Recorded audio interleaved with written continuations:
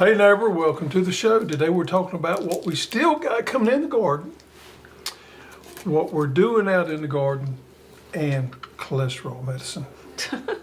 Welcome to the Row by Row Gardening Show, the best dadgum gardening show on the internet, where we talk about gardening, a little bit of cooking, and growing your own food. Now sit back and enjoy. Well, it's that time of year for us where our garden is kind of winding down some, but your garden, your potato garden was a little behind mine, and you're still getting decent harvest. Yeah, I think it's the location. You got a little shade on there, so It's been protected a little bit. So yeah, squash coming in, cantaloupes. She's so proud of that cantaloupe. So she grew this cantaloupe right here. Well, you grew the plants. This is Tasty Bites, but you grew it on a trellis, which I've never done before. I just wanted to see how well that Hortanova trellis would hold up, and the tomatoes are grown on there, the cucumbers, and the cantaloupe. So I found a lot of new uses for that. So you have a very restricted, smaller garden, so you try to do more vertical gardening than I do, and she was able to grow the cantaloupes on there. A lot of companion planting. Yep. With my flowers and my herbs. And Yep, you did. So I went to the cardiologist this morning. I hadn't been to the doctor in 20 years, and I probably, my brother, which is 4 years older than I, had a little heart scare, so I said it's time for me to get checked out. So the cardiologist told me this morning I had to start on statin cholesterol medicine. I've always really prided the fact that I'm 59 years old and take nothing, but I'm gonna have to start taking a baby aspirin and cholesterol medicine. Now I'm really disheartened about that. I feel no sympathy here. No sympathy. I've been on statins on and off for 20 years. Right now I'm off. Yep. So anyway, sad thing. 59 years old, going on to statins, and I talked to the doctor. I said I don't want to do this. He finally convinced me I had to. So anyway, and I've been exercising. I've been watching my diet a little bit, and I've lost a pound. But you know, I weigh 253 pounds, but I'm a big old boy. I'm a big boy. So what would the big boy like to weigh? the big boy would like to weigh less than that, so he's working on it. But anyhow, I know some of you guys out there are probably facing the same thing we are with getting a little older and being on some of these medicines. It seems like once they get you on this doctor schedule thing, it's just, come back in 3 months and we'll do this and do that. And then if you ever complain about anything else, then you got to go see another doctor. They can't do everything. Except, anyway, now, let me shout out to my Cassidy in North Park. Yeah. She can do anything. She can do anything? Yeah. Anyway, that's where we at. But anyhow, we're trying to eat better and do a little bit better. So my strategy for the last 2 weeks, I'm getting up every morning. I get up about 5, and I do 20 to 30 minutes on the elliptical. And intermediate fasting, so I'm not eating any breakfast. So I eat supper, dinner, and I normally eat by 8 o'clock at the latest. I don't eat anything else till 12 the next day. Now I do drink my coffee black, but I don't eat anything till the next day. And the hunger doesn't. I have no problem doing that. It doesn't bother me any. And did you talk to him about this? I mentioned it to him, and he didn't say anything bad. So he did ask me, did I fish? I said, yes, I do fish. He said, well, fish is good for you, which we already knew. So Yeah, we hadn't had any lately. I don't really think he was interested in me telling me any fishing stories. He just wanted if I fished. If you ate fish? If I ate fish, I said, yeah, I fish, and we eat fish. I do deep fry them, but we do like our fish. So we got a lot going on in the garden. So you've been extremely busy and doing some unique things in the garden. Yeah. Seed saving is one of them. Seed saving is one of them. So I want to say either 2 or 3 years back, we went to this native plant sale at Wiregrass Farmers Market in Tifton. And I purchased some native hibiscus. These are planted out in my potato garden just randomly, and they came back. So they're hardy to us. But they are annuals, right? They are annuals. They in the wintertime will bite the dust, but they come back. So I've been on a seed saving journey, trying, and this is one that I'm successful at. These are the seeds from that. Once this closes, that calyx there will close up like this, and the seeds are in here. I may have already emptied that one. She's been down this seed saving journey for a year or two, and she's made some boo-boos with it, and she wouldn't listen to a lot of advice last year. I first tried to save this white roselle. I had so much faith in it. You want to tell them what I did wrong? Yeah, so when she was harvesting this white roselle here, you can see the seeds are not really black. One of the problems, and I tried to encourage her yet to give her some instructions at the same time, but she wouldn't take my advice. She didn't let these mature out enough. Anytime that you save seeds, you've got to let it mature out so that those seeds will mature. Otherwise, you're going to get very poor germination. So your seed pods need to be dry. Need to be dry and almost popping open. Now, if they pop open, you run the risk of losing a lot of your seed there. So the trick to anything like that, okra or whatever you're going to save the seeds on, is to make sure right when it starts to pop open, you get those seeds so that you can save them. But you want them to mature out. That goes for corn or pretty much anything. You want to make sure it's nice and mature, and then dry it out as well. But those look really good. Yeah. So I'm gonna do a drawing. Oh, are you? Yeah, to send out. And give away some of those seeds? Give away some of these seeds. Native hibiscus. Native hibiscus. So in the comments, put what type of seeds you would like to save, because we're going to do a show on this in the next month on how to properly save seeds. Yep. Because we think that is great in being sustainable. Yep. Now, my problem in my garden is I planted passion flower first time this year, and something ate all the leaves off of one of them, and they're on the other one. And this is called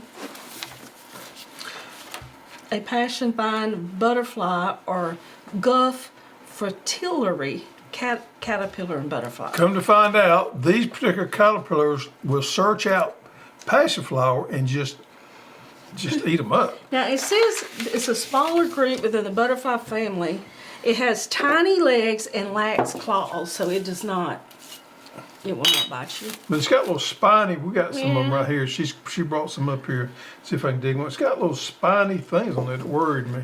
Let's see if we can get a shot of them right here. These little spines. But they don't have claws on them, so they don't hurt you. Okay. So I guess those are to keep the birds at bay a little bit. It's probably a defense mechanism on there. Well, it says that they're called guff, and they're known in Florida, Texas, and California. And we're in Georgia. But my sister bought me this passion flower from a nursery in Tallahassee, or one of them. Mm-hmm. And I think that's how that's how you got them? How I got them. This jar here is full of them. I mean, you go up there and check the vines, and you can just catch these everywhere. I was cutting up with her, and I told her we should get them and use them for fish bait, and we may. But you know, the weird thing is, a lot of people, and you had a friend reach out to you, a lot of people love raising these for the actual butterflies that they make. Yeah, yeah. So a friend of mine from where I grew up. What do you do about them? Well, as many as you got on there, you could pick them off. That would help somewhat, but you'd have to have a pretty good insecticide application. Something like Bud Buster 2 or BT. I would probably say BT or spinosad would probably be the best way to do it. But you know, from a biological standpoint, this needs a hole so they can breathe. This is butterflies are a good thing. Right. But you just don't want it to So it said you could physically relocate them, but it said that the passion flower is such a vigorous grower, it's not going to hurt it. But it did. It ate all the leaves, and if one of yours comes back, I'll be amazed. Yeah. So anyway, I think I'm gonna. We should use fish bait. I still think. Fish bait. Yeah. Okay. We'll leave them in there. Yep. Oh, one last thing. Figs are coming in. Figs are coming in. Have you tried my I have not. Freeze dried I have not. I've been eating them off the tree. tree, but the water, we've had a lot of rain, they've been busting them. Those are sweet. Which leads me into my gadget of the week. Last week I did the week before, my herb deal. So so when you freeze dry something, you want to keep the air out, or it's gonna get soggy. It won't stay in that state. You can use Mylar bags and put the little oxygen thing in there. Well, it's to pull the moisture out. Yeah, the little. So this, it actually sucks the air out, and you can do regular lids or Wide mouth. wide mouth. You gonna demonstrate this? I am. Hope it works. Sometimes it don't work. So you just simply put it on there, snug, and it says let it run for about 15-20 seconds. And it pulls as much air. It puts the suction on the. Yeah, it vacuum seals it. Pretty much is what it does. And you can hear the motor like change just a little bit when it's struggling to get any more air out. And you bought that on Amazon, or? So, see? Yeah, it's sealed again. Wow. I don't undo it. I'm not. I was just gonna make sure. Yeah, it is sealed. So I just keep this in the kitchen, and when I open my herbs or anything, it just takes a few seconds to close it. All right, so we got butterflies, we got caterpillars, we got a good harvest Pigs. going on. Show the picture of the caterpillar, the picture of the butterfly. I forgot to do that. Right here, can y'all see that right there? So if you leave these alone, that's the butterflies you'd have. Now I got milkweed planted right beside with It's this. just, it does not like milkweed, and I even put some in the jar, in a thing. Hoping they would eat it. They crawled out. Yep. They do not like milkweed. Wow. So there we have it. So new insects. Now, Oh, let me tell how I found the thing. So, this is going to help everybody a lot because I didn't know this right here. well, This is something they probably know it. They probably we're a little do. slow on some things Yeah. now that I'm not out working for the public anymore. But on your phone, there's an app Now you're called, talking about an iPhone. yeah, I think on Android as Android well? too. It's called Google Lens, and it's just an app. But you can identify plants, animals. There's a piece of clothes you like, you know. So you just go to the app and you tap on the lens, and it comes up. You click the shutter and search for whatever. And what it actually does, correct me if I'm wrong, is it searches all the images in Google till it matches up with that.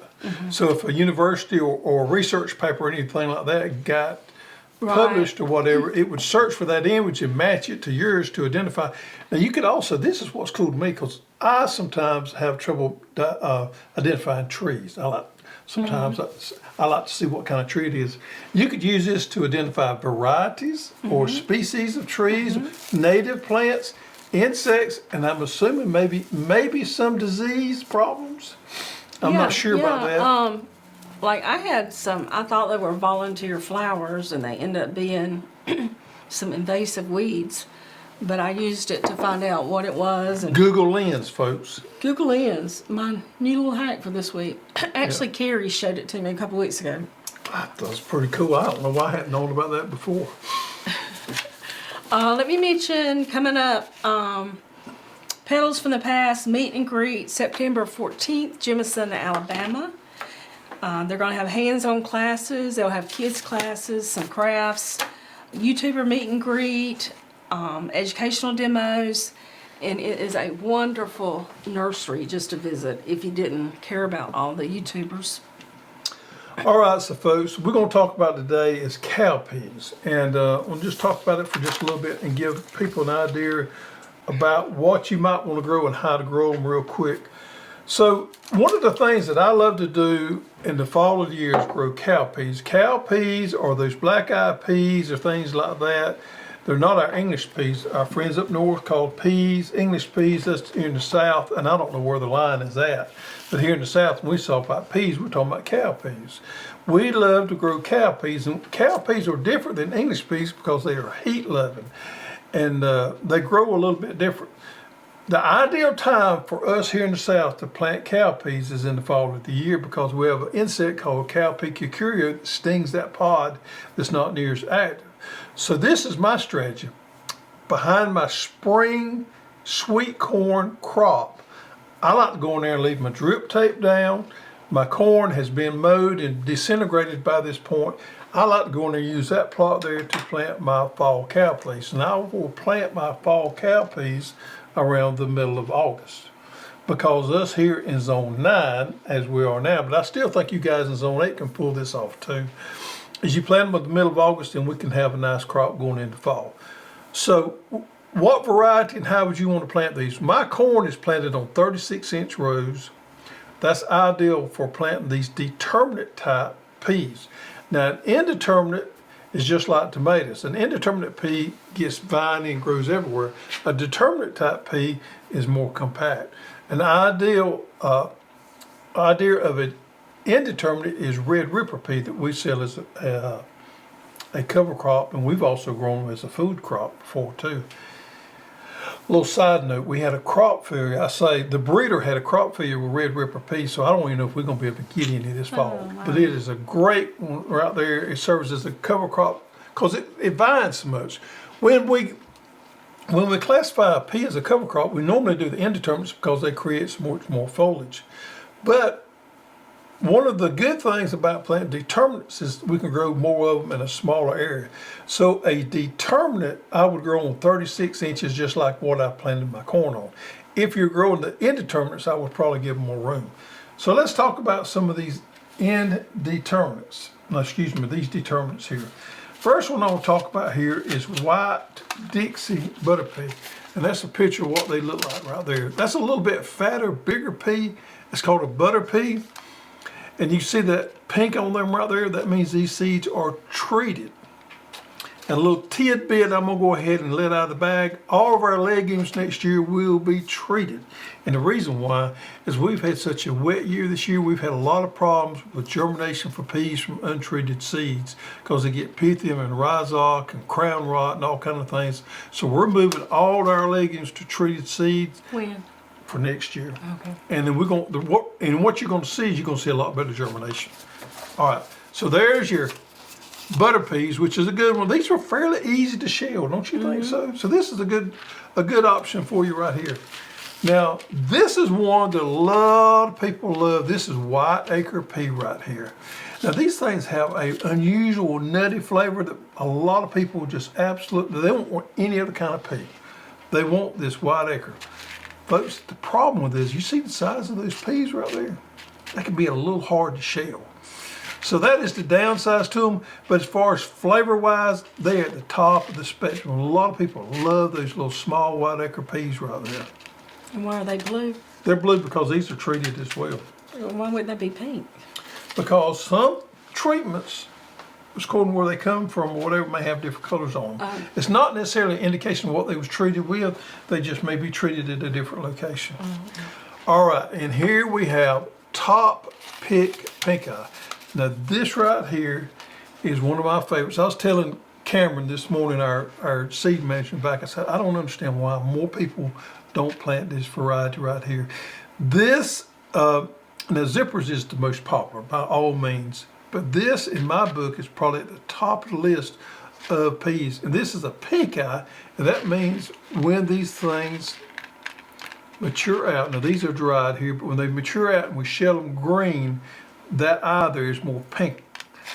This right here, when you cook it, has a clear broth to it that a lot of people likes. We prefer kind of a clear broth. Now, it's not a deal breaker for us either way, but the clear broth right there is something that a lot of people like here. What I like about this variety right here is it loads up on top, so it's real easy to pick. And they're fairly easy to shell. So they may not be quite as easy to shell as a zipper, but they're right there next to it. pea size is a little bit smaller than the zipper, don't you think so? And the pea shape is a little different than a zipper, because a zipper is a crowder type pea, and this is not a crowder. So is that what you're gonna plant? This is what I'm gonna plant right here. Because you did zippers last year. I did zippers last year, which was a good choice. We love our zippers, but I'm planting top pink eye. So if I plant these things, I go in there in my exact same row. I got my drip tape down where my corn was at, and I plant these in there the middle of August. We should be harvesting them probably sometime in October, end of October, 1st of November. Now, as far as fertility goes on peas, it doesn't take much at all.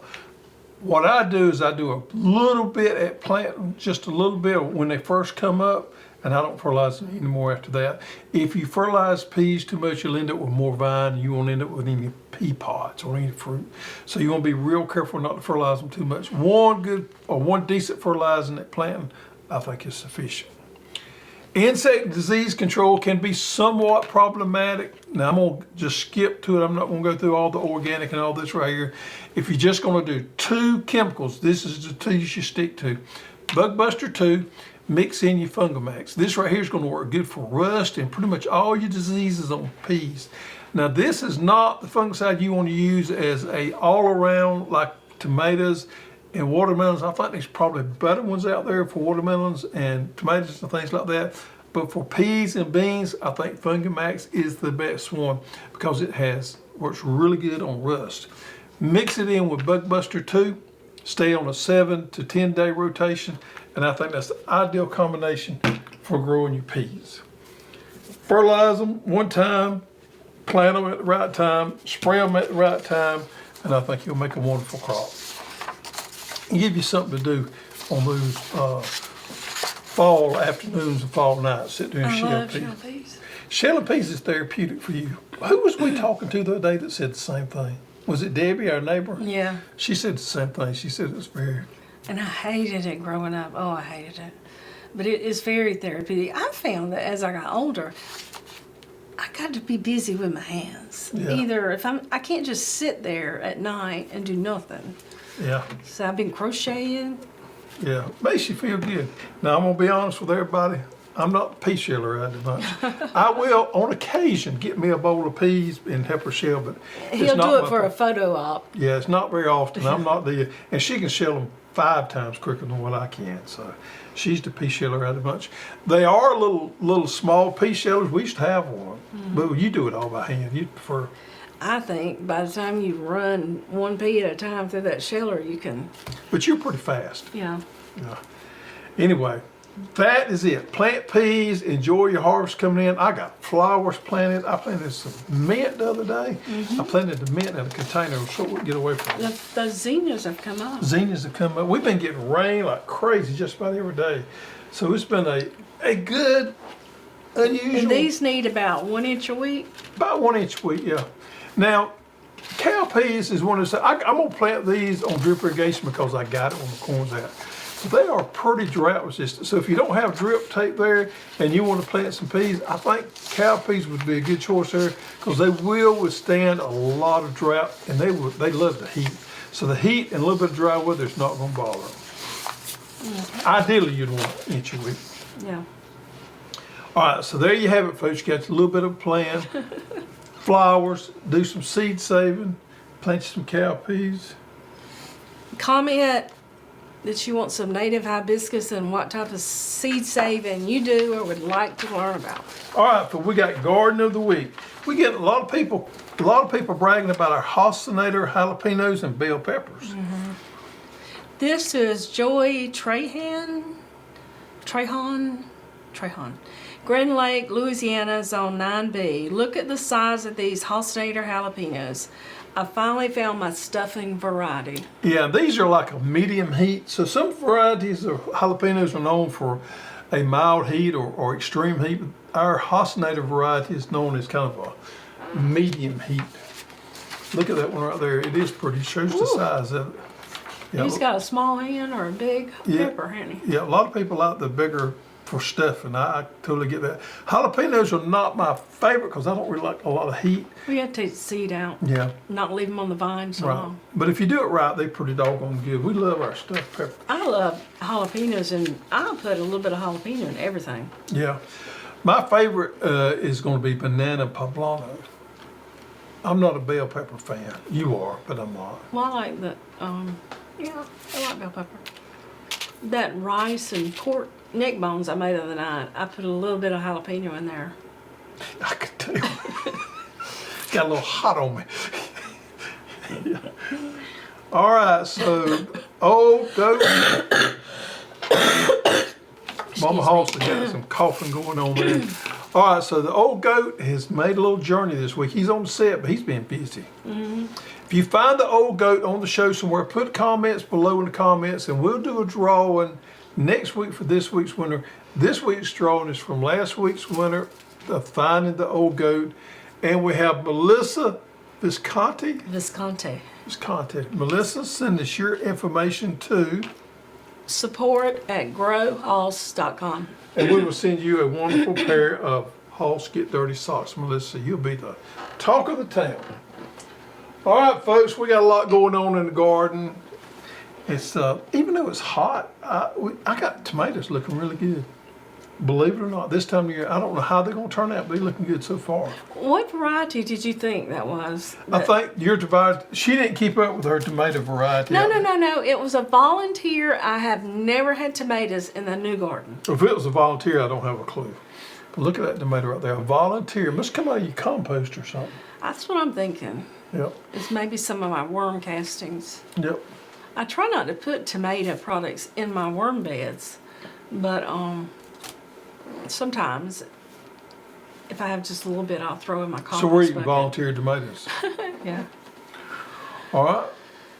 Folks, I hope you enjoyed the show today. Get out there and get busy. Although it's hot and dry, we still got things we can do. I got some It's things. cooled off a little It's cooled off a little bit. Speaking of that, I got some things I need to do in my garden. The rain has kept me out of the garden a little bit, but I need to get out there and get some things done. Yep. Thank you for joining us. Get out there and get dirty.